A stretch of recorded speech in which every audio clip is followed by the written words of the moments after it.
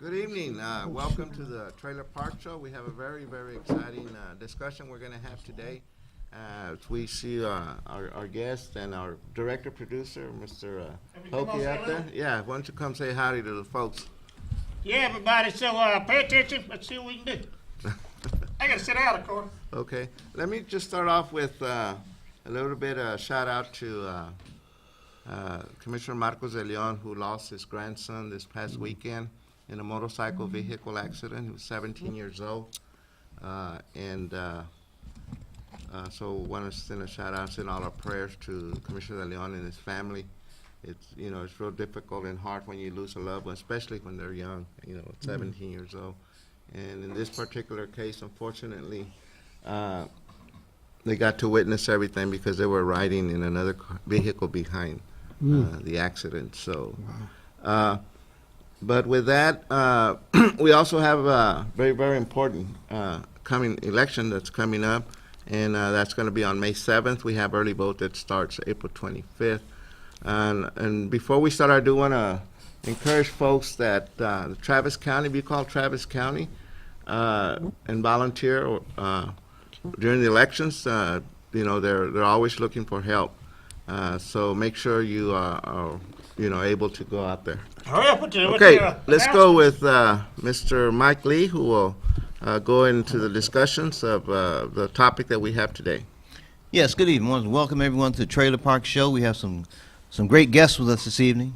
We have Chief Acevedo, who's with us. We have Rob Muhammad from the Nation of Islam, and we also have Charlotte Caples, who's the owner and operator of Caples Consulting here in Austin. I think her specialty is on how would I say it?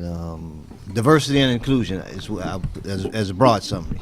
We had intended to focus and highlight this evening on the 10th annual Lewis Gregory Race Unity Symposium that's going on this coming Wednesday at Houston-Tillotson University.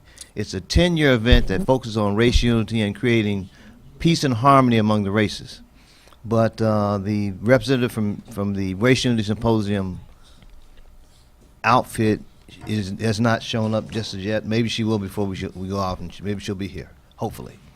In the meantime, I wanted to kick this off by inquiring of Chief Acevedo. I read an article this morning that kind of shocked me. It's kind of like Austin has this reputation of not being the most friendly place for African Americans.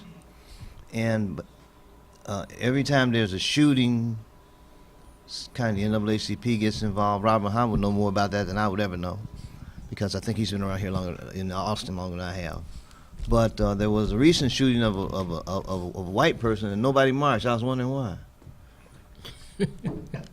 Well, I mean, listen, we're very fortunate that we're in a city that, when you think about the Austin Police Department and the Department of Justice, actually holds us up to as a model agency. Having said that, we're not a perfect agency. I just had a fired officer just recently after a tragic use of force where a young 17-year-old African-American, completely naked, unarmed young man was killed. And but we're dealing with human beings, and I think when you're dealing with human beings, you're not going to always get it right, but you have to be vigilant and you have to hold people accountable. And I like to think that's what we do. There was an article that I ran across just this morning, last night. It said that essentially the Austin Police Department was 100 officers short. Is that true? Well, we right now have about 130 openings that we're recruiting for. So anybody watching that's looking for a great career, we encourage you to apply. Thank you. And we're a lean organization. One of the things we're trying to do is get more resources so our officers can spend more time actually getting out of the car and getting to know people and talk to people, because I think that when you get to know the community gets to know you, you build trust. And that's our patrol folks are down to about 17% of their time is not tied up, and we need to build that up, that not tied up time, so they can actually get out of the car, talk to kids in the park, have contacts that aren't just based on a 911 call when nobody's at their best, especially when people may be at their worst. So we'll see what happens, but we're working diligently to try to fill those positions. Robert, you have some experience and knowledge of situations like what the chief just discussed. Can you tell us anything about your perspective on that issue?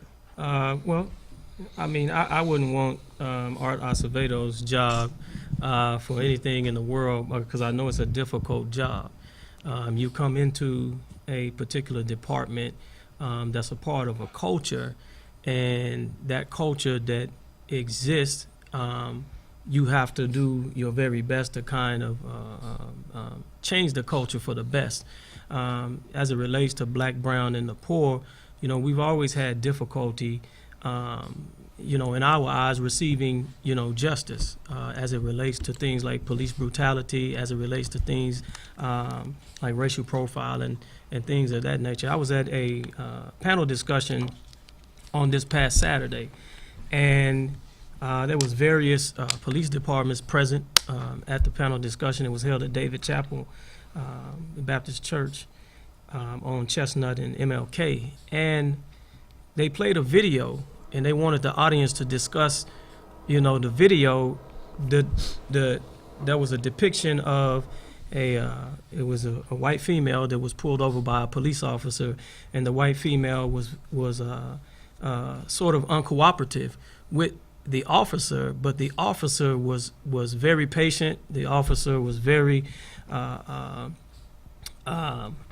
think he went above and beyond the call of duty to be patient with this individual that he pulled over, that felt like she was pulled over unjustly and became uncooperative.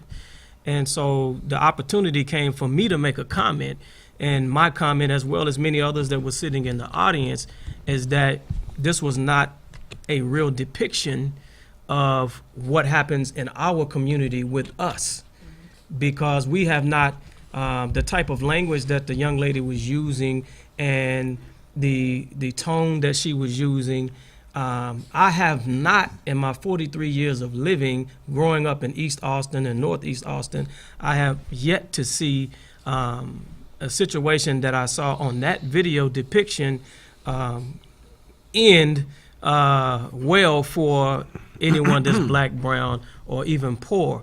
And so we're continually engaged in this battle, this fight, if you would, to the police department, as Chief has said, mentioned that some things have gotten better, and they've been held up by the Justice Department as a model department.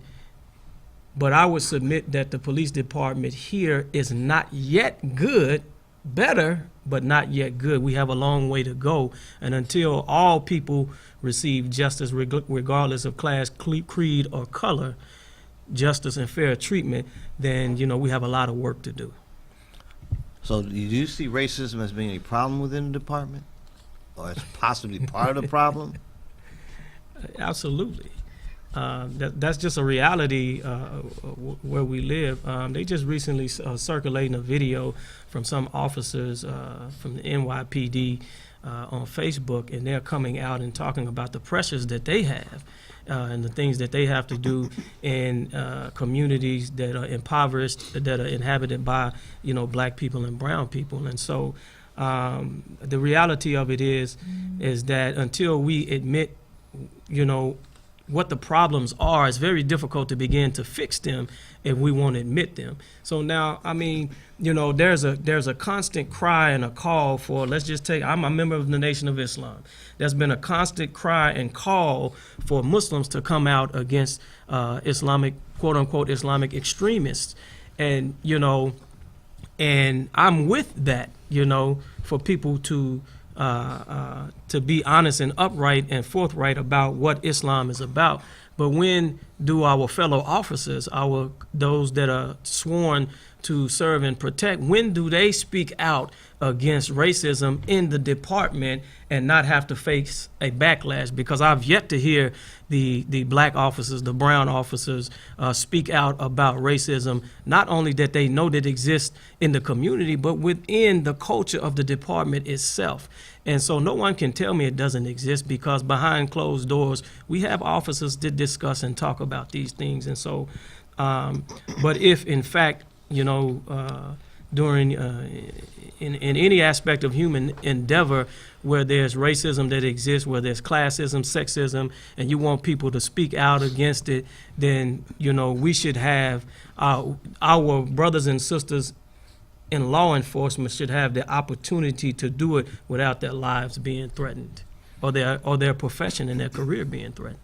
I do a lot of work in the community in my role as the Director of Outreach and Engagement for the Travis County Republican Party. And in part, I see my role as trying to build a bridge between a party that I have personally told them in a meeting to their face that they're perceived as a bunch of pistol-packing, flag-waving racists. And I was explaining to them, trying to build a bridge between you and the African-American community is not easy. I really couldn't believe something like that came out of my mouth. It wasn't planned, but when I'm asked to speak off the cuff, I just speak the truth from my heart as best I can and know how. Now, given that perception, I recently went to a conference about the black family, and I met Ms. Caples, who's probably qualifies as an expert in the area, and I'd like for her to tell you more about her experience and expertise. Well, as I was listening to you talk, and I guess the thought that came to mind for me was if we took all of those people that we consider to be bigots and display hatred and just do evil and just mean things to people, and we took all of those people and sent them to the moon, it would not take away the racism that we see within our institutions. I think our focus is often on individual racism when certain incidents happen, but I think the one thing that we haven't spent much time focusing on is institutional racism and how institutions have been built to serve white people, and how people of color, black people and other people of color, end up on the bottom in those institutions. There's desperate treatment. So when you talk about the video, my question would be, how does the police department train officers to deal with people of color? Oftentimes we see training videos with depicting white scenarios, and of course they receive a certain type of treatment, but when we all have been socialized to believe that the black man is less than human, then we all treat him less than human. So it can be a white officer, a black officer, a Latino officer, an Asian officer, as we see. They've been trained to believe the same thing about black people and other people of color as white people have. And so until we take an approach to address institutional racism and actually look at the organizational culture of the police department and every other institution, because not one has better outcomes than the other for people of color. So until we take an approach to look at organizational culture and actually look at how to address institutional racism, we will continue to see the same outcomes that we get in our black communities and other communities of color. Here's a question I had, and I was confused about this quite a bit for years. Is there a difference between racism, prejudice, and bigotry? Or are they all the same thing, or can they be used interchangeably? People often do use them interchangeably, but they are very different things. My definition of racism is race prejudice plus power. That's right. Equals racism. So without the element of power, you can't truly be racist. So that means you and I, we don't have that type of legitimized power, legalized power. So we have laws within the United States that actually give foundation and support to white privilege, white power. And so until we address that power component, we'll have racism. People use it interchangeably, but we are prejudiced. We all are. I love my nieces and nephews, and they're cuter than anybody else's nieces and nephews. That's prejudice. That's not the same thing as racism, though. It's hard to sit off the side like this. You got more money than I got. You got more power than I got. You I don't think? know how when you look at it that way. And I'd rather hear what the chief had to say about how they're being trained. It's like no matter what he does, you're gonna get sued. And racism is power. Well, I got $10 in my pocket. Well, listen, I can just say a couple of things. Number one, we have to be vigilant. We know that the human condition is an imperfect condition. We know that everybody brings their preconceived notions about people, about color. I mean, one of the challenges in communities of color sometimes is that we have parents that want to create mistrust from a young age with kids. And instead of telling kids the kids are that law enforcement is your friend, you should be afraid of law enforcement. So I think that when I go to a meeting and I've got a kindergarten teacher telling me the whole room of kindergartners is afraid of the police, that's a concern for me, because when I was a kid, I mean, kids were innocent. That means if somebody's telling these kids, and this was in Dove Springs, and I think that part of the challenge in Dove Springs is predominantly Hispanic, high concentration of immigrants, and I think that the immigration debate and some of those issues, and trying to say whether we're the sanctuary city, whether we as police officers should be an extension of ICE, creates that kind of fear in young people. But here's the problem for the law enforcement. Number one, I can tell you right now, there has to. I cannot have 2,500 souls and believe there's no racists amongst us. I mean, I guarantee there's people that are probably angry that they have to answer to a Hispanic, Cuban immigrant as their police chief. Having said that, I also like to think that, because I know the collective hearts of my folks, the majority of them are good people. The problem is that even if a small percentage are bad, that small percentage can do a tremendous amount of hurt. So what we need, I think, as a community is nothing frustrates me more than I hear from somebody, hey, one of your officers didn't treat me right. Well, when was that? A year and a half ago. Well, what'd you do about it? Well, nothing. The eyes and ears of the police department, this police chief, of our administration, is the community we serve. And what people have to understand is, for us to change behavior, change attitude, change mindsets, we've got to know what's going on. Now, luckily for us, most of our community, a good number of our community will step forward. And quite frankly, a good number of officers, I think Brother Muhammad was talking about when officers speak out. Most of our complaints are internal complaints, that other officers, the chain of command, actually file the complaint against each other instead of from the community on. Let me just say this about our department, which I think is really important, because you have to have points of reference as well. You know, Brother Muhammad was talking about NYPD. There are a lot of departments in this country that believe in what's called stop and frisk. If you have a high crime area, which is unfortunately predominantly, disproportionately high crime areas are poor areas that have economic disadvantages and challenges, and disproportionately those are communities of color. I don't believe in stop and frisk. We're against stop and frisk. And the other day, last month, the Police Monitor released the community, the racial profiling report that we put the data out every year. And here's what was really interesting. When you look at searches of African Americans on a national level, and this came from Dr. Alex Del Carmen, who's the state's predominant expert on racial profiling, the hit ratio of blacks, African Americans in this country for all police departments, you guys want to guess what it is? Like if we search you, what the hit ratio is? 3%. What does that speak to? To me, that speaks to a culture in too many police departments where if they're in a high crime, they think and their motivation may be well. They want to keep law-abiding members of that community. You know, being poor doesn't mean that you don't have the same right to actually have your kid play in the playground without being accosted by criminals, or not being able to walk to the store, to the grandma's house. But no matter what their intentions are, the effect is discrimination. The effect leaves a bad taste in the mouth of our community. So when you look at the national level, 3% hit, our ratio, our hit ratio here is consistent along the lines, and along all races, which is about 35%, which I think speaks to the fact that we're not engaging in what is called stop and frisk. We have policies against it. We will, if we identify somebody doing it, we're going to take them out and take appropriate corrective action. But the problem still remains that too many people in this country will not complain when they're not treated right, because they don't believe anything will happen. And I'm here to tell you, especially now with cameras in the cars, and by this summer we'll have 500 cameras, body-worn cameras, we are going to have a lot more information, a lot more evidence, and it's important that our community be the eyes and ears and come forward. You cannot change behavior unless we hold people accountable, and it starts with the police department, but it ends with the community. It's a mutual responsibility, but for us it's a duty.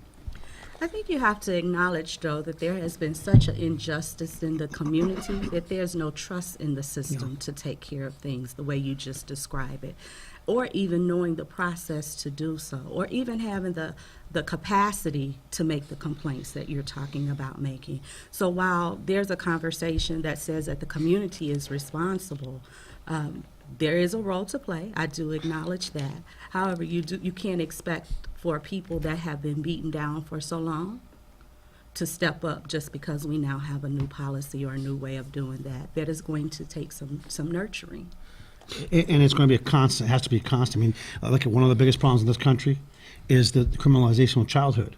And we've got police officers in school districts across the country, and what used to be treated as adolescent behavior, and Robert and I went to school back in the day because he's not quite as old as I am, but he's close. He's a decade younger. How old are you? Come on, give it. 63. Okay, so we're close. But our age, when we got in a fight, it was treated as adolescent behavior. All of a sudden, and President Clinton starting to talk about this, we started putting more and more police officers in schools. And now, in schools, disproportionately, there are schools in poor communities or communities of color. Guess what happens to that kid? The same fist fight that we were just sent to the counselor, swatted or given a detention, now becomes a criminal offense. And so there's a lot of issues that are going on in our country where the police are at the spear, but it's institutional problems. It's problems with administrators in school districts. It's problems with the court system. It's problems with sentencing. And the funny part is when you look at sentence reform and Eric Holder, who was pushing for sentence reforms, you know who was at the spear of arguing for that? Police chiefs, police executives. The institution, law enforcement, that ends up holding the bag for a lot of the stuff that is beyond our control. And that's part of the challenge. Well, and I would say this also, that when we look at, when we go after problems, we have to go all the way, to the origin of where these problems come from. If I were to bring a white child here from Eanes ISD and a child here from Austin Independent School District and ask them what was their view of police and police officers, I guarantee you would get two different scenarios, two different stories, two different perspectives.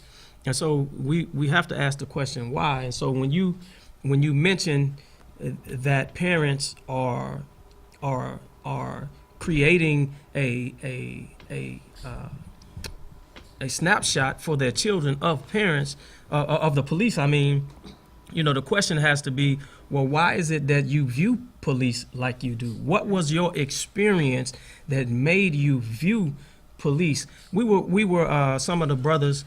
We do a lot of community activism and whatnot, and so we went to this particular apartment complex, and it was about 15 of us, and we got out of vehicles all suited. But this was an apartment complex that we hadn't been to in a few years, and when we got out of vehicles, about 20 of them took off. They ran, and I heard somebody say, "Oh, those are the brothers," and they came back. Oh, So I thought you were cops. So yeah, they had to. I don't know what else they would have thought, but so as our dear sister has stated very well, that there is a historical context there that exists, and I'll say this, that, and I haven't shared this in the public with anyone. Years ago, we had a high-ranking officer come to the Nation of Islam and ask us for protection, not from the community, but from the police department that they served. And that individual asked, and we set up a plan that if anything were to happen to him, that we would secure his family and get his family on a plane into safety. Now, when you have a high-ranking official that works in among the police department, who has had many things happen to them, very dangerous things,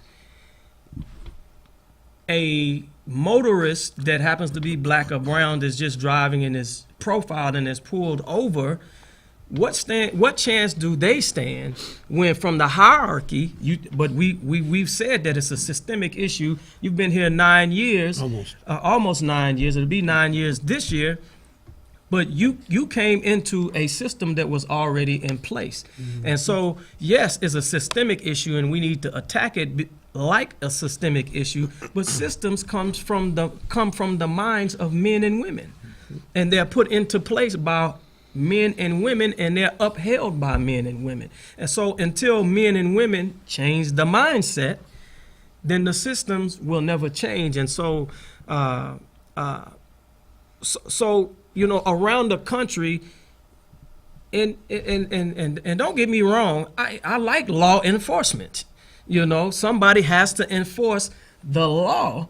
I love community policing, however. But, you know, on a personal level, I've never had problems with police on a personal level, because I've been a member of the Nation of Islam since I was 17, 18 years old, and we're trained how to deal with law enforcement. And so a lot of times we deal with law enforcement, we deal with law enforcement as one organization to another organization, and there's mutual respect and mutual understanding. It's not that way across the country, but in a lot of our cities where we're well trained, that's the case.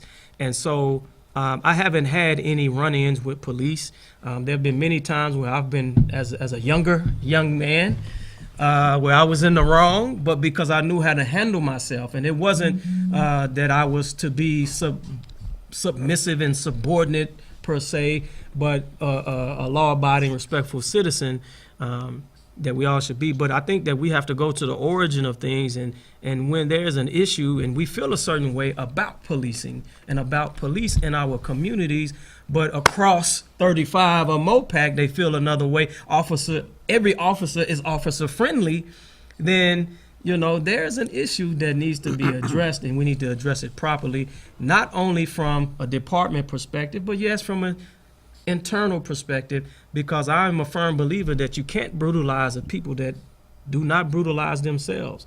And so there's some internal work that we have to do, but at the same time, we have to hold those who use tax dollars accountable for what we see and what they do. And I'll say this, that those statistics that you mentioned, because Austin is one of the fastest growing cities in America, but we're African Americans are what, 6%, 8% of the population, give or take a percentage, depending on who's doing the stats. Mm-hmm. So, and we're being further pushed out into the suburb areas of the counties, Williamson County, Travis County, Hutto, and whatnot. But as this city grows, right, and there was also a report that said that among the fastest growing cities, that Austin financially is one of the most segregated cities financially. So as the city grows and expands, poverty will in fact increase. And we know where poverty increase, crime has the ability to increase. And so the stats that we're looking at may look well, you know, when you look at, but when you look pound for pound and you look at the population, and I always tell people this, that in this city, for us to have a Latino police chief, for us to have had we have a black city manager, we had I don't know if he's still over the human resources of the city. Washington's still there. Yeah. Excuse me, a black man there, a black sheriff, precinct 1, constable, and judge. I can go on and on and on. For us to be 8% of the population, you know, it looks good. However, if we are still talking about justice for individuals like Larry Jackson Jr. and David Joseph, then, you know, that says that just because we have some black and brown faces in high places, that we still have work to do. I mean, we have a president that's African American, and there you go. And the challenges continue. And the sad thing is, I was just talking about this with my number 2 guy the other day, Brian Manley. I know you know Brian. That you know, our communities, because I'm a person of color. This uniform doesn't define who I am. I mean, English is my second language, and I still remember going through a lot, including facing racism growing up.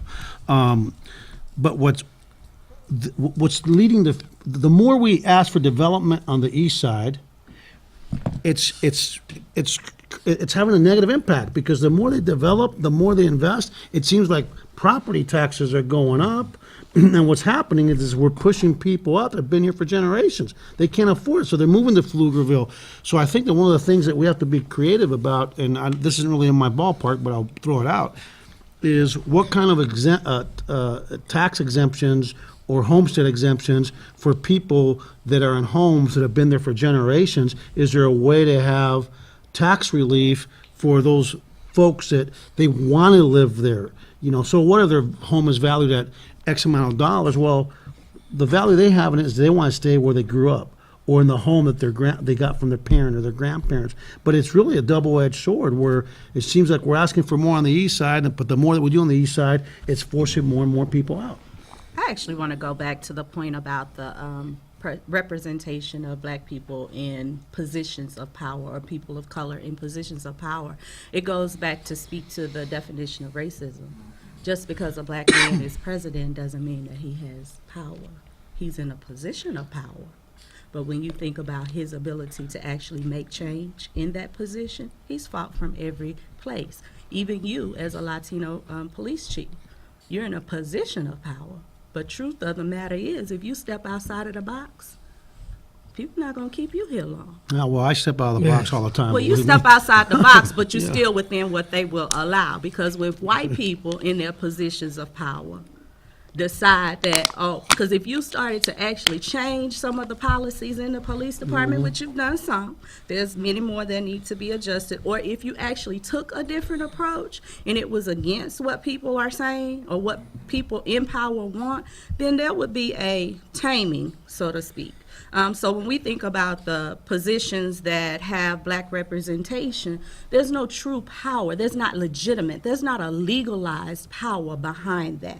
Well, but let me just say this. I'll be real honest with you. I mean, we're amongst friends here. Of course. I don't look to see which way the wind's blowing. Sometimes the community is really happy with me. Sometimes they're not. Sometimes my bosses are happy with me. Sometimes they're not.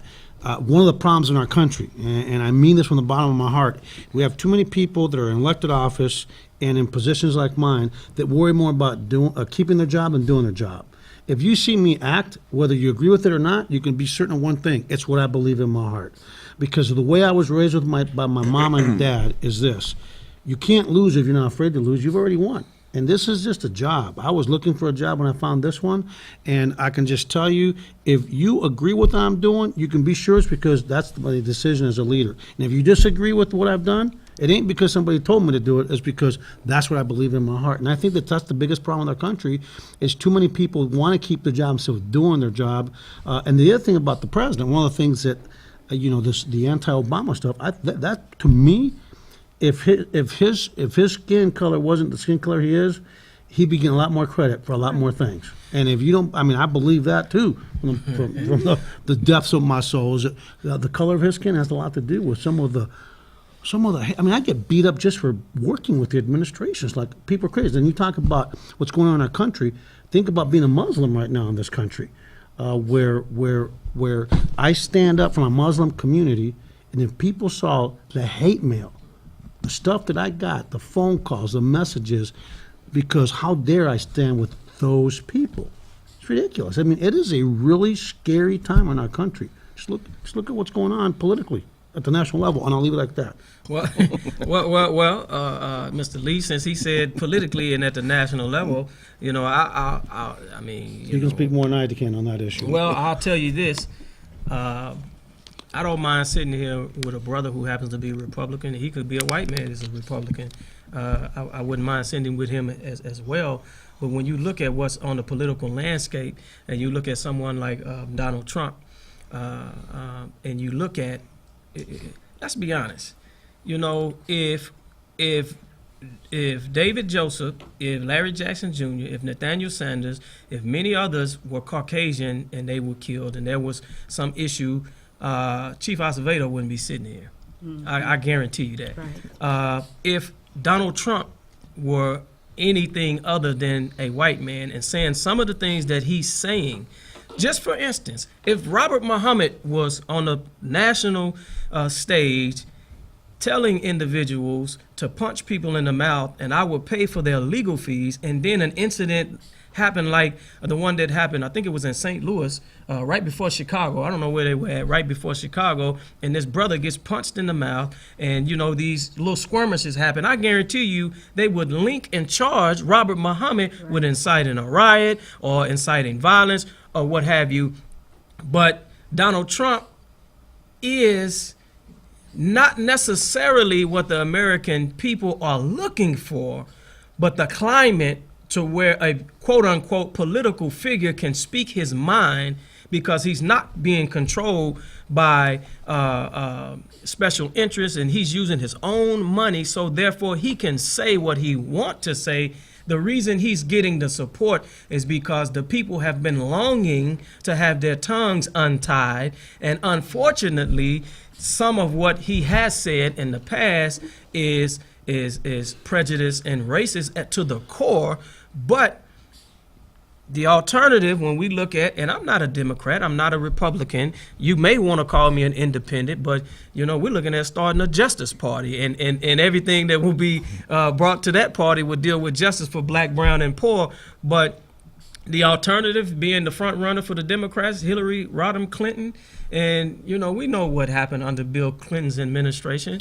We know what happened with the disproportionate and unfair sentencing dealing with crack cocaine and the 3 strikes you're in, and now they're trying to repeal that and apologize. But you can't repair these families that were torn apart after Ronald Reagan and after George H. Bush through the Iran-Contra scandal pumped crack cocaine into poor communities all throughout the country. And one of our brothers who was just trying to make a living got a life sentence, but all of them got away scot-free. And so prisons began to become big business. And then here comes the quote-unquote first black president playing a saxophone on Arsenio Hall, and he increases the sentencing for crack cocaine. And a lot of our young men are taken away, and so we have an increase of single parent homes and whatnot. And so Hillary Clinton comes out and calls some of our misguided young folks who were involved, and not because they're not misguided because they were involved in gangs, they were misguided because the gangs were involved in violence and illegal activity, but she called them super predators. Now she's apologizing for using that particular label, but she's not apologizing for her view of these young men who can be reformed. She's just apologizing for using that word, so that means she would have used another word. So I'm saying this to the audience, whether you're black or brown, we are not necessarily, we have no permanent, in politics, we have no permanent friends, we have no permanent enemies, we just have permanent interests. And so vote your interest and vote your conscience, but don't be beholden to some party because it is the family's tradition. No, because we used to be buying at large Republicans. All right, I'm about to come join y'all. Gavino had to leave. As you know, Marcus Tilleon's grandson was killed in a motorcycle wreck. Who made the black folks take these drugs the white man brought in? Who made them? Yeah. Nobody made them take it. Why they take them? Because white man brought them in, but because unfortunately, Pokey, when you cut off opportunities for a certain segment of the population, and you restrict education, you restrict financial avenues, when you restrict things for people to be able to make an honest living, but then you bring in an opportunity to make money when somebody's hungry. Nature says opportunity that to make money selling drugs? Absolutely. Why did they go sell drugs to the white man? So do you think do you think these individuals was predisposed to be drug dealers, or was it a circumstance that they had to take? They just came out of a report saying that white people buying at large, the verbiage that was used did harder drugs than black people, to a large percent, which we've been doing that because the population is. Well, I mean, I think some of them did. The same reason why they're stopping and frisking black folks. Well, they wanted to have no clothes on, so you know. So at the core of all of these things, he already spoke about the stop and frisk. Now, in some cases, you mentioned Dust Springs. That's where I live.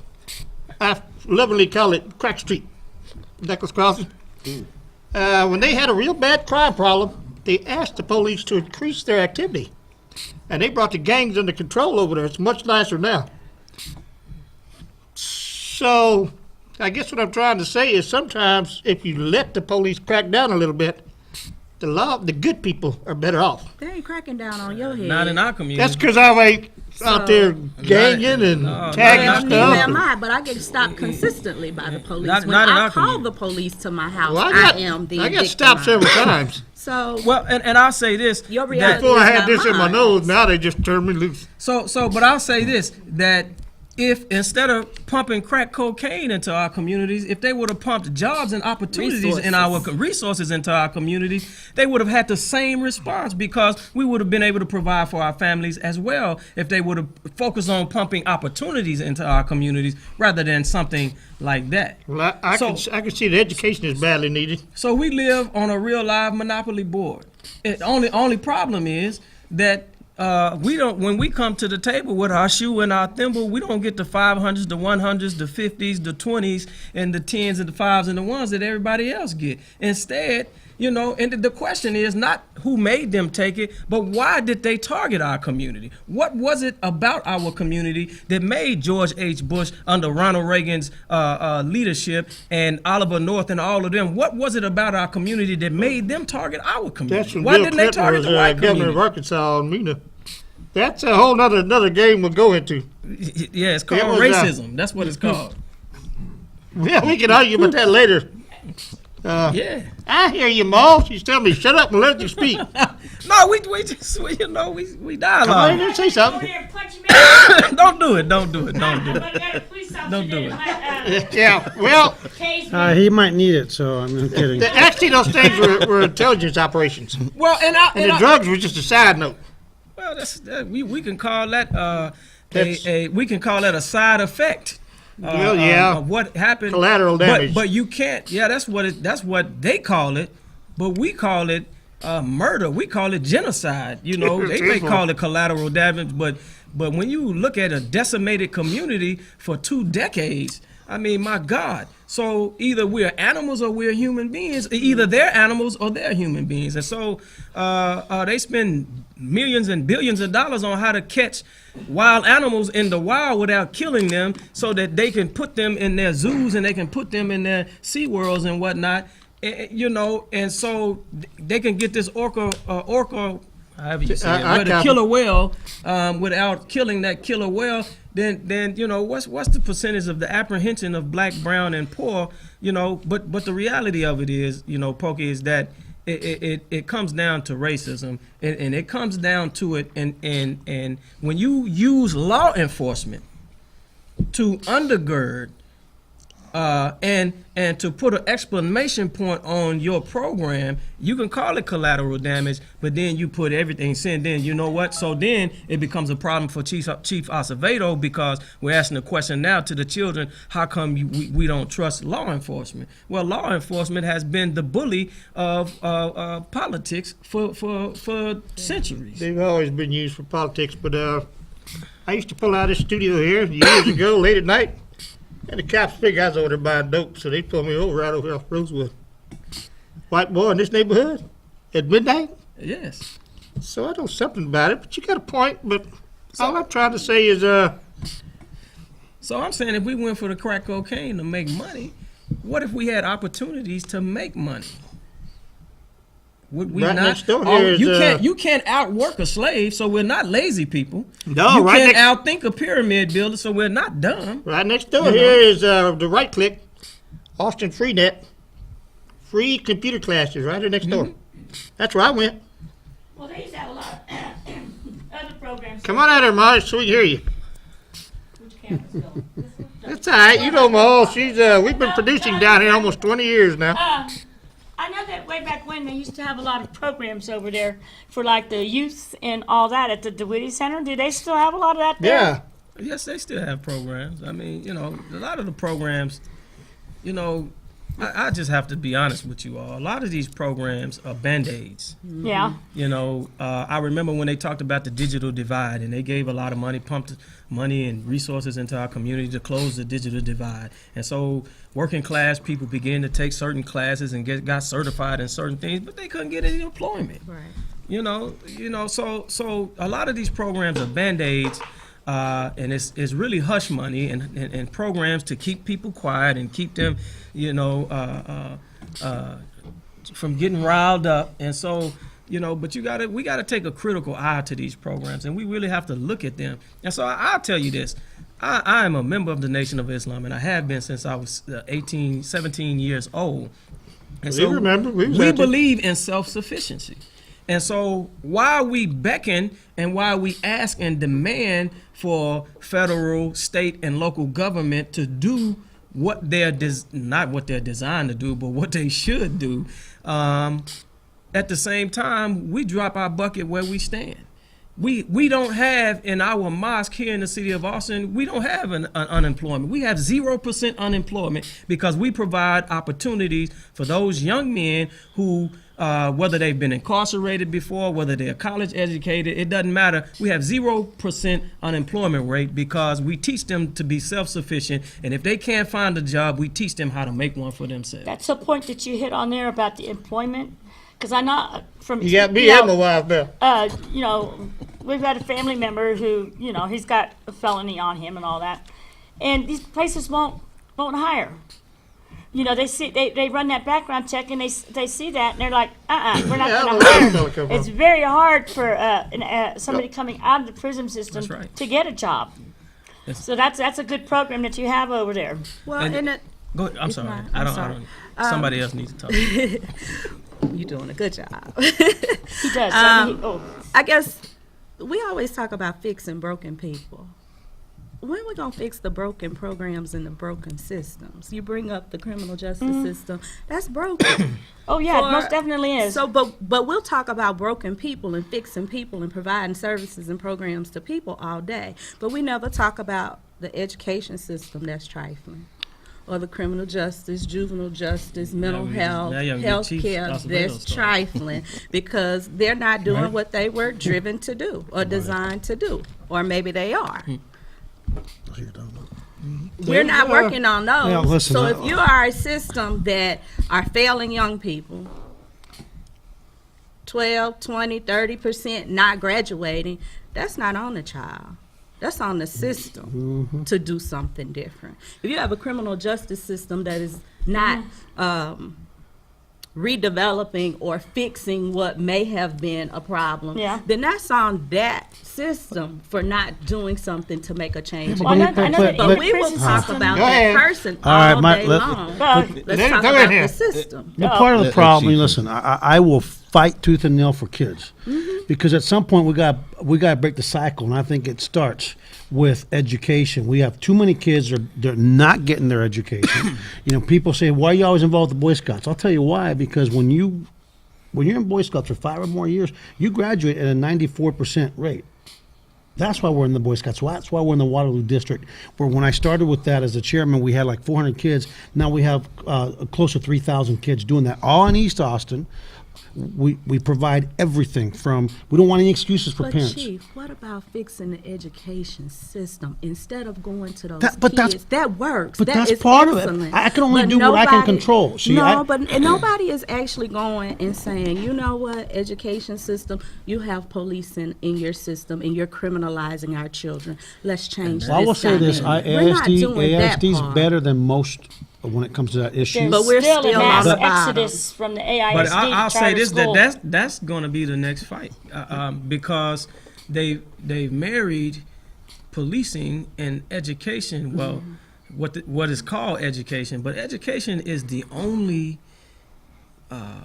profession where you can blame the client for their failure. Right. If I went to the doctor and the surgeon said that we're going to take your tonsils out, Mr. Muhammad, and I woke up and one of my kidneys were missing, the doctor's not going to tell me Then you'd have a nice where lawsuit. you laid on the table wrong. So if you would lay on the table properly, we would have known to take your tonsils out and we wouldn't have this problem. But they do that in education. Right. They No, but- blame the child, And you the know, family. and so you criminalize, children at an early age. And I'm in education. And when I tell you, the first time I encountered a 5th grader who his mother came to enroll him, and she said, "I'm gonna be honest with you, Mr. Muhammad, he's on probation." I said, "What do you mean he's on probation? What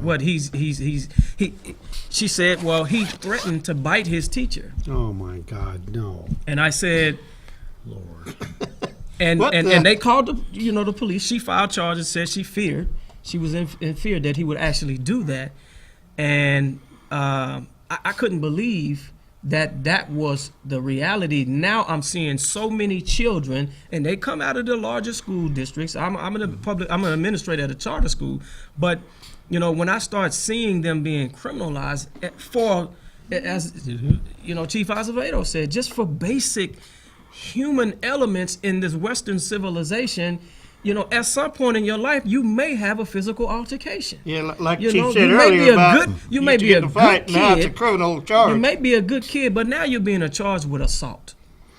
Yeah, that's I have real heartburn with, like, again, the criminalization of childhood, the criminalization of adolescent behavior, the school to prison pipeline. Luckily, people are starting to talk about it, and I think that you're going to It's see big more movement. business. But here's the other thing too: is that because part of my job is to use this position as a bully pulpit to be able to affect change. I wrote op-ed pieces when Governor Abbott wanted to put money into pre-K. I don't know if you remember that last session. He got attacked by the base of your party, calling it welfare for people. You know what? Let me tell you something. I've got an 8-year-old. When he started kindergarten, it wasn't my kindergarten. When I went to kindergarten, it was a half a day. Yeah. You had milk and cookies, you had nap time, you had playground time, you learned your colors and a couple things. And kindergarten today, if you're not reading, if you don't have an X number of vocabulary, I don't remember the words, if you're not doing all the things that the haves are doing when they have their kids in pre-K, right? When they have their kids in preschool and they're learning all those things, you will, because when that kid hit kindergarten, his day started early in the morning and it went till 2:35 in the evening. They were doing, the afternoon, they were doing math, they were doing reading, they were doing writing, they were doing things that when I was a kid, you weren't doing to the second grade. So the problem is that there's a lot of people, disproportionately people of color and white and poor people, that they income. can't afford these things. And what people don't understand is we can invest in those kids now, because if you don't invest in those kids now in the pre-K education so they can come in at grade level in kindergarten, you're going to have to pay for prison cells later on, because this is what's going to happen. It's They're going to end up designed that dropping out way. of school. They're going to end up, and once they drop out of school, they end up Third 7 to 8 grade. times more likely to end up doing what? Ending up in prison. So to me, again, I will continue to fight for education. I get beat up because people say, well, why is the police chief in the legislature testifying? Why is the police chief writing op-ed pieces for the Statesman? And I'll tell you why. Because I don't want to have to deal with these kids from a law enforcement perspective. I want to be able to deal with these kids when I wave with them at the park, or when they have a great job when they grow up doing something productive. And so to me, that is the biggest call to arms for us in terms of getting involved politically and getting. Education's a great equalizer, and every family, if you trace back to families that have started poor, I'm an immigrant. What helped us get through where I'm at today? Education. It is the great equalizer, and we need to do more, especially for poor kids of all colors throughout this country. And you're absolutely right, but when you're pulling, when I pull scores for schools, So we got 5 minutes left, so we got 5 minutes. So when I pull scores for schools, even the blue ribbon schools, I start looking at the demographics. I mean, the school may have a 90% passing rate, but when I start looking at Mexican American, Latino scores and African American scores, 30 to 40% passing rate. And so they're sitting in the same class with their white counterparts, but something is happening in that class. yeah, it wasn't always like that. No, it wasn't. But, and I say this, that, and I hear what the chief is saying. I have a 16-year-old that's getting his associate degree next month. He graduated he graduated high school at 14. His older brother, who's now 18, is a junior. He's about to be a senior in college. He graduated high school at 16. And so, but my wife, when they were 3 months old, I came home from work. Each one of them, of course, they're not the same age. But when I came home from work, she had flashcards that she had made, and she would call a letter or a number to a 3-month-old, and he would crawl out and he would grab that flashcard and bring it back. And so, but she started a process of educating them. By the time they were 3 years old, they were reading. Parents have a lot to do with it, you're saying. But we didn't have resources. We didn't have the resources, but there was a transfer of knowledge, and we had some information that helped us to begin a process. So now I have young men, and even I have a 4-year-old. He's in the 1st grade, and he's at the top of his class, and he's not even supposed to be in school. Well, with yet. 3 minutes left, I'd like to give each y'all time to say a little something here. Charlotte, you want to start off real quick? Well, You got about a minute. Okay, well, I would just encourage all of us to really take a look and analyze, be critical lovers of our systems, actually look at data and outcomes by race and ethnicity so that you can understand for yourself what's actually happening for people, black people and other people of color. And then I ask you to unite as a community, unite as a people, and hold systems and systems leaders accountable to us. Robert, go for it. I want to invite everybody out to a Connecting the Dots event on next Monday at St. James Missionary Baptist Church. We're going to be dealing with conflict resolution. We're going to be dealing with injustice and engaging the system by way of the law. We're going to be dealing with voter education and education itself. But one of the big things that we have to do is get involved in conflict resolution so that we can help our community members squash some of these beefs, and we can help reduce the crime in our communities. Sounds like a good plan there. Go ahead, Chief. Give me something. I just want to say, first of all, thanks. It's good to see everybody. But the answer to me why our kids fall behind is because the haves in the summer, guess what those kids are doing? They're in summer programs, they're in after-school programs, and what happens to poor people too often is the kids fall behind in the summers. Parents When are out working. The parents are out working, the kids, they can't quite afford to put the kids in programs, so what happens every year? That gap starts increasing. Our kids are just as smart as any other kid. It's just, do we give them the opportunity they need to get ahead and stay ahead? And I think that's what we need to focus on. Mr. Lee? Okay, first of all, I want to invite everyone to attend the 10th Annual Lewis Gregory Symposium on Race Unity at Houston Tillotson this coming Wednesday. It's Wednesday afternoon from 1:30 to 5, I believe. 10-4. By way of commenting on what's all been said this evening, I hope that we can begin to take steps to try to find solutions to the many problems that face the community and the families and the nation. Well, I'll take the last minute, and you're right. We talked a lot about the problems, but I haven't really heard too much on concrete actions that can be taken. And here in the last minute, I do appreciate everybody coming. It's always good to see you, Chief. It really is good to have y'all. Good to see you. And you have been a pretty decent chief out of the ones I've known. I didn't like that lady from Houston. She's kind of weird. But anyway, we'll be back next week with Michael Cargill. That's for the 18th to 25th is Uber, Prop 1. 25th is also the first day of early voting for that. And that's far enough in the future for right now. I'm glad everybody got to tune in and check us out. And I hope it was always good talking with y'all. I know Thank you now. for having us. I didn't get to talk about your brother once did a thing on how to handle yourself when the police pull you over. Yes. This was decades ago at Houston Tilson. You were there, Yes, sir. and he told you how to act and all. And I thought that was real good, and that needs to be done more often. I remember I was with Houston a couple weeks ago, 10 and the seconds. pastor said, comply, then complain. 10 The four. church is not the place to fight the police. Complain. All right, Comply, well, then complain. appreciate y'all tuning in. Good night, everybody. Problem is, Bye-bye. we think we can do what other people do. We